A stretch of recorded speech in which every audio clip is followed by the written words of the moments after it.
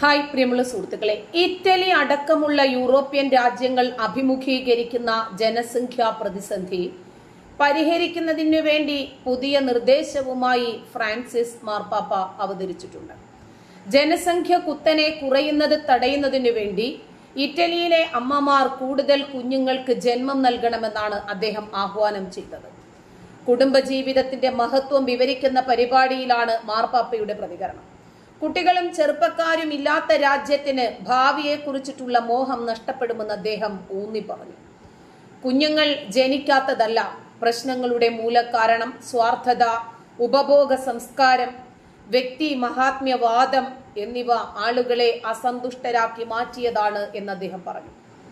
ഇപ്പോൾ കുട്ടികളില്ലാതെ വീടുകളിൽ പട്ടികളും പൂച്ചകളും നിറഞ്ഞിരിക്കുകയാണ്. ഇത്തരം സാഹചര്യങ്ങളെ നേരിടാൻ ഫലപ്രദമായ ദീർഘകാല സമീപനങ്ങൾ ആവശ്യം.